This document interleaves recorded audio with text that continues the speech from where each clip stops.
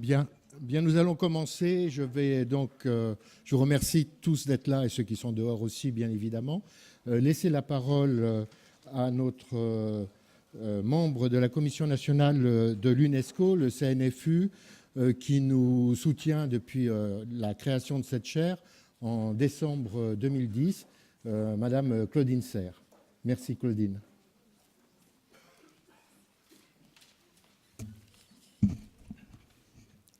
Madame la députée du Val-de-Marne, membre de la Commission des Affaires sociales, chère Madame Alban Gaillot. Madame la représentante de l'UNESCO, spécialiste de la santé et de l'éducation, chère Madame Johanna Hera. Est-ce que tu pourrais demander, est-ce que cette dame a téléphoné dehors parce que j'entends. Monsieur le professeur Laurent Mandelbrot, représentant de l'UFR de médecine Paris Diderot, Monsieur le professeur Thierry Troussier, président de la chaire UNESCO, et Monsieur le docteur Pierre Bengozi, président de la journée de la chaire UNESCO Santé, droits sexuels et humains. Enfin, Madame la députée de l'Assemblée nationale du Venezuela, chère Madame Tamara Adriane, Madame la représentante du Haut Conseil à l'égalité entre les hommes et les femmes, chère Madame Geneviève Courreau. À son regret, Monsieur Daniel Janicot, président de la Commission nationale française pour l'UNESCO, est dans l'impossibilité de se trouver parmi nous aujourd'hui. Il vous demande de bien vouloir l'en excuser et m'a demandé de le représenter. Comme vous le savez, le programme UNITWIN Chaire UNESCO, lancé en 1992, qui rassemble plus de 700 établissements dans 116 pays, encourage la coopération et la création de réseaux entre les universités au niveau international pour renforcer les capacités institutionnelles pour le partage des connaissances et la collaboration. Ce programme soutient la création de chaires UNESCO et de réseaux UNITWIN sur les grandes questions prioritaires en lien avec les domaines de compétences de l'UNESCO, à savoir l'éducation, les sciences exactes et naturelles, les sciences sociales, la culture et la communication. Grâce à ce réseau, des établissements d'enseignement supérieur et des instituts de recherche du monde entier mettent en commun leurs ressources, tant humaines que matérielles, pour relever les défis pressants et contribuer au développement de la société. Dans de nombreux cas, ces réseaux et ces chaires servent de cellules de réflexion et permettent de rapprocher universitaires, membres de la société civile, communautés locales, chercheurs et responsables politiques. Partout, ils ont prouvé leur utilité. Et souvent, ils sont devenus des pôles d'excellence et d'innovation au niveau régional et sous-régional. En outre, ils contribuent à renforcer la coopération Nord-Sud-Sud.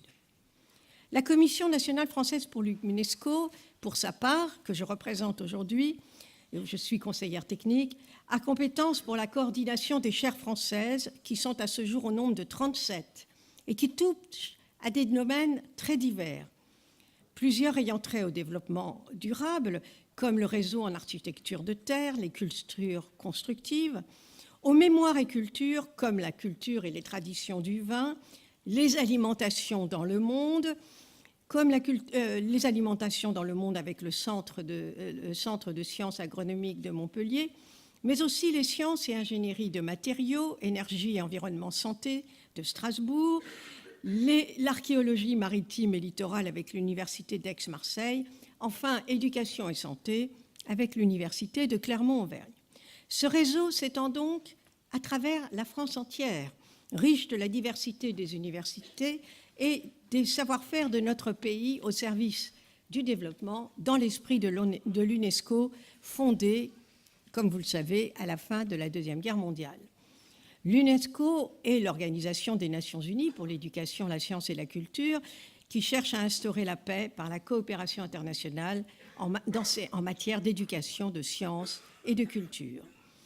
La Commission nationale se réjouit de l'organisation de cette journée, organisée par la chaire Santé sexuelle et droits humains, présidée par le professeur Thierry Troussier, dont elle tient à lui exprimer, ainsi qu'à ses collègues et partenaires, en particulier le docteur Bengazi, le professeur Mandelbrot et Madame Joëlle Mignot, toutes ces félicitations et ces remerciements pour le travail sans relâche en faveur des populations qui, plus que jamais, dans le cadre des objectifs du développement durable, ont besoin de cette formation sur ces sujets. Cette journée s'articulera autour de 4 symposiums que je pense que monsieur le professeur Thierry Troussier vous présentera mieux que moi.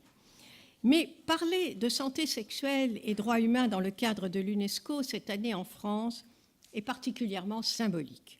La France célèbre en effet la parution en 2018, cette année, des premiers tomes de l'œuvre de Simone de Beauvoir dans la prestigieuse collection de la Pléiade. Il a fallu attendre très longtemps. Dans le même temps, l'UNESCO, à l'instar de l'ensemble des Nations Unies, s'apprête à célébrer le 10 décembre prochain le 70e anniversaire de la Déclaration universelle des droits de l'homme, adoptée à Paris le 10 décembre 1948. À cette occasion, la Commission nationale française pour l'UNESCO, en liaison avec la mairie de Paris et la coordination française pour le lobby européen des femmes, organise un événement autour du rôle des femmes dans la rédaction de ce texte fondateur. En effet, ne l'oublions pas, ils étaient 17 à travailler plus de 2 ans, et sur les 17, il y avait 15 hommes et 2 femmes. N'oublions jamais ces femmes. Il s'agira donc, en premier lieu, de rendre hommage à celles, membres du comité de rédaction de la déclaration, grâce auxquelles les droits des femmes ont été reconnus, car, chers amis, les droits des femmes n'étaient pas inscrits la première année dans le projet de déclaration, et il a fallu plus d'1 an pour faire changer le projet de déclaration pour qu'enfin que les femmes soient impliquées dans ce projet. Pour autant, l'accès au droit à la santé sexuelle et aux droits humains est rendu de plus en plus difficile dans de nombreux pays, y compris dans des démocraties occidentales. Les fonds alloués par les Nations Unies aux grands programmes de développement, par exemple au Fonds des Nations Unies pour la population, le FNUAP, a vu ses moyens financiers considérablement amputés, mettant en danger la santé d'hommes, de femmes, d'enfants à travers le monde. Aussi, aujourd'hui, votre rôle, monsieur le professeur, madame la députée du Venezuela, chers amis et collègues ici présents, est plus que jamais stratégique. C'est pourquoi nous aurons une écoute et une attention à la mesure de l'enjeu de l'égalité homme-femme dont monsieur le Président de la République a bien voulu faire une priorité nationale. Je vous remercie.